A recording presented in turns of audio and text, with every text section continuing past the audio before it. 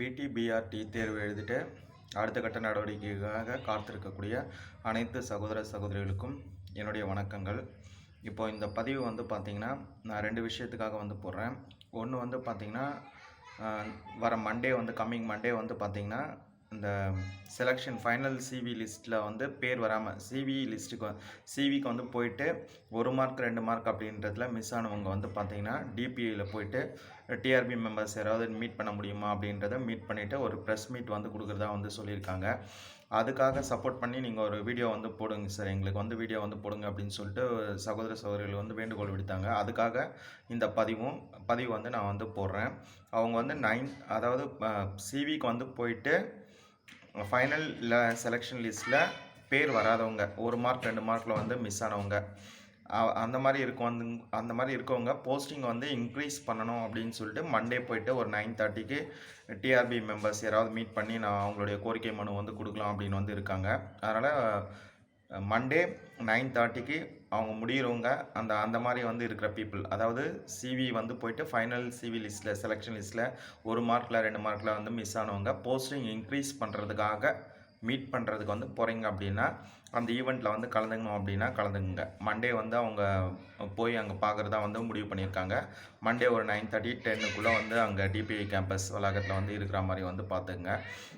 கோரிக்கை வச்சாங்க ஒரு 2 சகோதர சகோதரிகள் எனக்கு தனியாக மெசேஜ் பண்ணிவிட்டு ஃபோன் பண்ணி கால் பண்ணியும் எனக்கு கோரிக்கை வச்சாங்க. சார் உங்கள் வீடியோ போடுங்க சார், வரவங்க அதாவது சிவி போயிட்டு ஃபைனல் செலெக்ஷன் லிஸ்ட்டில் நேம் வராதவங்க யாராவது இருந்தாங்கன்னா வரட்டும் சார், நாங்கள் போயிட்டு ஒரு கோரிக்கை மனு கொடுத்துட்டு வரோம் சார், ஏதாவது கவர்மெண்ட் எங்களுக்கு ஒரு நடவடிக்கை எடுக்கட்டும் சார், அமைதியான முறையில் தான் அந்த கோரிக்கையை வைக்க போகிறோம் அப்படின்னு சொல்லியிருக்காங்க. அதனால் அந்த மாதிரி இருக்கிற பீப்புள் யாராவது போய் கலந்துக்க முடியும் அப்படின்னா மண்டே போங்க. அதுக்காக இந்த பதிவு போடுறேன். ரெண்டாவது விஷயம் என்ன அப்படின்னா, நம்ம இப்போ லாஸ்ட் வீக் போயிட்டு மீட் பண்ணி பார்த்துட்டு, அதாவது டிஆர்பியில் போயிட்டு மீட் பண்ணி பேசினாங்க. ஏன் அந்த செலெக்ஷன் ப்ராசஸ் டிலே ஆகுதுன்ட்டோம்.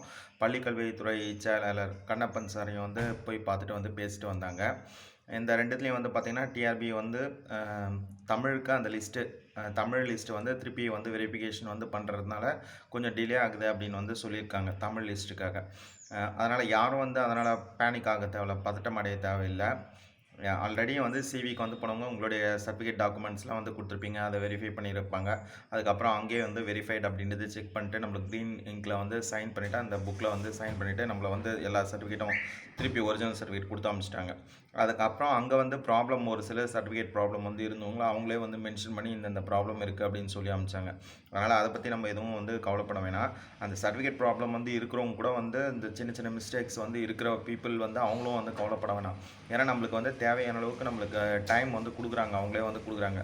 அதுக்கு அடுத்து இப்போ மீட் பண்ணவங்க பார்த்திங்கன்னா இன்னொரு விஷயமும் அவங்க கிளாரிஃபை பண்ணிட்டு தான் வந்திருக்காங்க மீட் பண்ணவங்க.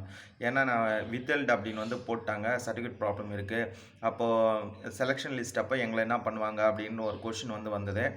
அதுவும் கிளாரிஃபை பண்ணிட்டாங்க. ஏன்னா அவங்களுக்கான இடம் சேர்த்து தான் நம்ம இது பண்ணுவாங்க அப்படின்னு சொல்லிட்டாங்க. நீங்கள் அந்த சர்டிஃபிகேட் ப்ராப்ளத்தை நீங்கள் இது டிசால்வ் பண்ணிட்டீங்க, அது சரி பண்ணிட்டீங்க அப்படின்னா நீங்கள் கண்டிப்பாக உங்களுக்கும் போஸ்டிங் உண்டு. வித்ஹெல்டு பீப்புளுக்கும் போஸ்டிங் கன்ஃபார்மாக உண்டு.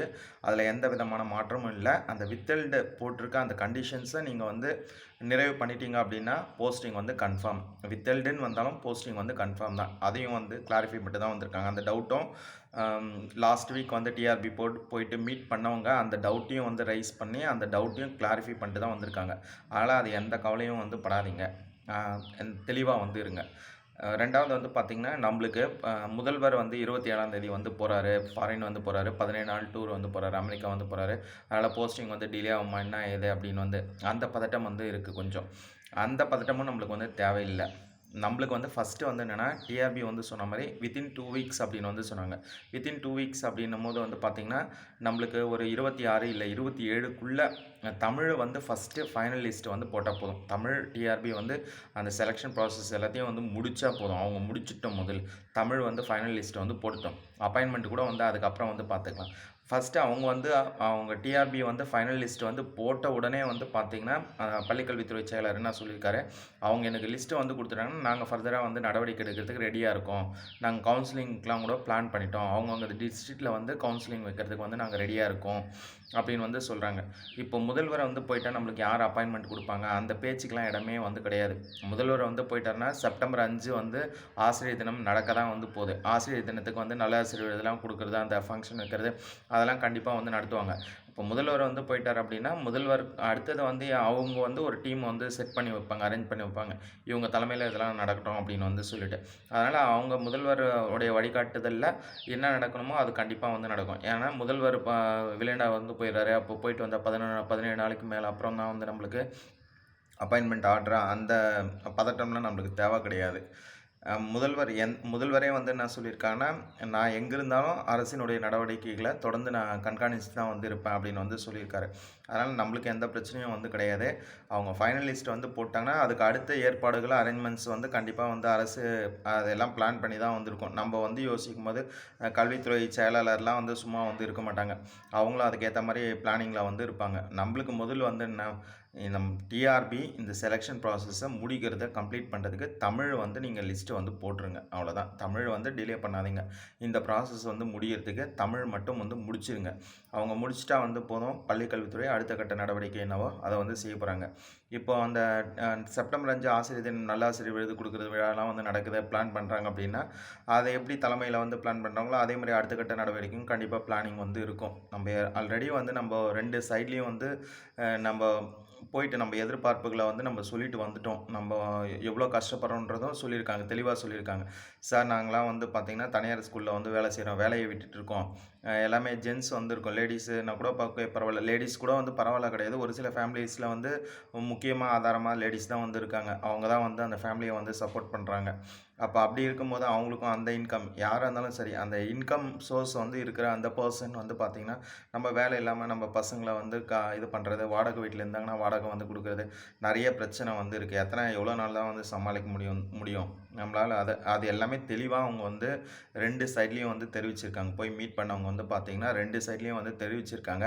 அப்ப அந்த கஷ்டத்த அவங்களும் வந்து உணர்ந்து தான் வந்து பேசியிருக்காங்க. அதிகாரிகளும் வந்து பார்த்தீங்கன்னா, எல்லாம் அந்த கஷ்டத்த எல்லாத்தையும் ஃபீல் பண்ணி, அவங்க போனவங்களுக்கு கூட வந்து பார்த்தீங்கன்னா, எங்கேருந்து வரீங்க? எவ்வளோ டிஸ்டன்ஸ்ல வரீங்க? கேட்டுட்டு கன்னியாகுமரியா இங்க மதுரையிலேருந்து வரீங்க அப்படின்னா, சார் என்னங்க சார் அவ்வளோ வந்து டிஸ்டன்ஸ்ல வந்து நீங்க வந்திருக்கீங்க. இவ்வளோ சிரமப்பட வேண்டிய தேவையில்ல. நாங்க எல்லாம் உங்களுக்கு கண்டிப்பா வந்து செய்வோம் அப்படின்னு தான் வந்து நம்மளுக்கு நம்பிக்கையா தான் வந்து பேசி அனுப்பிச்சிருக்காங்க அவங்க. அதனால நம்மளுக்கு எந்த பிரச்சனையும் வந்து இல்ல. இந்த ஃபைனல் லிஸ்ட் வந்து போட்ட உடனே கண்டிப்பா நம்மளுக்கு அதுக்கு உண்டான நடவடிக்கை வந்து எடுப்பாங்க. தமிழ்ல வந்து இருக்கிறவங்களும் நீங்க எந்த இதுவும் வந்து பண்ணாதீங்க. அதுக்கு அடுத்து வந்து பார்த்தீங்கன்னா, நம்மளுக்கு ஃபைனல் லிஸ்ட் ஃபர்ஸ்ட்டு வந்து பாட்னி, ஜூவாலஜி வந்து போடும்போதே ஒரு டீம் வந்து எனக்கு தெரிஞ்ச ஒரு டீம் வந்து பார்த்தீங்கன்னா, நிதித்துறை செயலாளர வந்து பார்த்துட்டு பேசினாங்க. பள்ளிக்கல்வித்துறை செயலாளரையும் பார்த்துட்டு பேசினாங்க. அவங்க வந்து தமிழ் வேக்கண்ட் வந்து இன்க்ரீஸ் வந்து பண்ணணும் அப்படின்னு வந்து சொல்லி கேட்டிருக்கிறதுக்கு வந்து பார்த்தீங்கன்னா, அவங்க என்ன ரிப்ளை பண்ணியிருக்காங்கன்னா, நாங்க பிஆர்டி வந்து ஒரு 750 போஸ்டிங்காவது போடுறதுக்கான வழி வந்து இருக்கா அப்படின்றத நாங்க வந்து முயற்சி வந்து பண்றோம் அப்படின்னு வந்து சொல்லியிருக்காங்க. போஸ்டிங் வந்து இன்க்ரீஸ் பண்றதுக்காக. அதனால போஸ்டிங் வந்து இன்க்ரீஸ் பண்றதுக்கு இந்த மண்டே வந்து போற பாசிபிலிட்டீஸ் வந்து இருக்கிறவங்க ஒரு முயற்சி வந்து எடுத்திருக்காங்க. 1 மார்க் 2 மார்க்ல வந்து இந்த ஃபைனல் சிவி லிஸ்ட்ல வந்து தவற விட்டவங்க. அந்த மாரி இருக்கிறவங்க முடிஞ்சா போயிட்டு வந்து கலந்துக்குங்க. அவங்க ரிக்வெஸ்ட் வந்து பண்ணதுனால இந்த வீடியோ வந்து போட்டிருக்கேன்.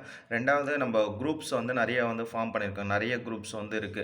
அந்த குரூப்ஸ்ல வந்து பார்த்தீங்கன்னா, நம்ம எக்ஸாம் எழுதிட்டு அதுக்கு அடுத்து வந்து நம்ம அடுத்ததுக்காக வெயிட் பண்றோம். அதனால இவ்வளோ நாள் வந்து வெயிட் பண்ணிட்டோம் நம்ப.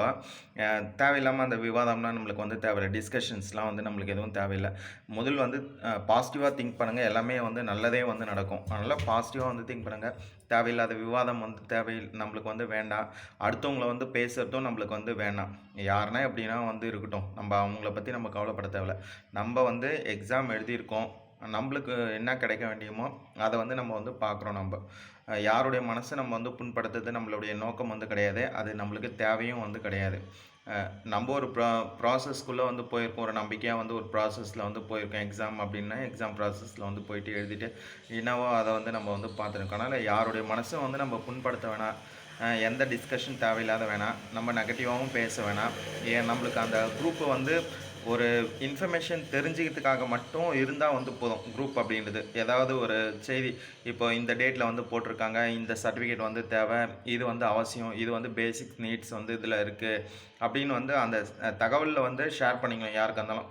இப்போ நானே வந்து வீடியோ வந்து போட்டிருக்கிறதே வந்து பார்த்தீங்கன்னா நிறைய பேர் எனக்கு வந்து சொல்லியிருக்காங்க. நான் வந்து என்ன ஃபீல் பண்ணனோ அதுக்காக தான் அந்த வீடியோவை வந்து போட்டேன். ஒரு தகவல் நம்மளுக்கான தகவலை வந்து நம்ம தேடணும் அப்படின்னா அந்த தகவலை வந்து நம்மளுக்கு இன்ஃபர்மேஷன்ஸை நம்மளுக்கு தெளிவாக வந்து கொடுக்கறதுக்கோ இல்லை ஒரு சின்ன இன்ஃபர்மேஷன்ஸ் வந்து கொடுக்கறதுக்கோ நம்மளுக்கு வந்து பார்த்திங்கன்னா அந்த உதவி தேவைப்படுது. அந்த உதவி நம்மளுக்கு எங்கேருந்து வந்து கிடைக்கும், அந்த இன்ஃபர்மேஷன்ஸ்க்கு பதில் வந்து எங்கேருந்து கிடைக்கும் அப்படின்னு மட்டும்தான் நம்ம வந்து பார்க்குறோம். அது ஒரு மன ஆறுதலை வந்து கொடுக்குது. அதனால தான் அந்த குரூப்ஸ் வாட்ஸ்அப் குரூப்ஸ்லாம் வந்துருக்கு. ஒருத்தர் அந்த இன்ஃபர்மேஷன்ஸை வந்து ஷேர் பண்ணிக்கிறதுக்காக அந்த வாட்ஸ்அப் குரூப் வந்து இருக்குது. அந்த இன்ஃபர்மேஷன்ஸை மட்டும் ஷேர் பண்ணிக்கலாம். பாசிட்டிவாக மட்டும் வந்து இருக்கலாம், நெகட்டிவாக வேணாம். எதை பற்றியும் கமெண்ட்ஸ் வந்து வேணாம்.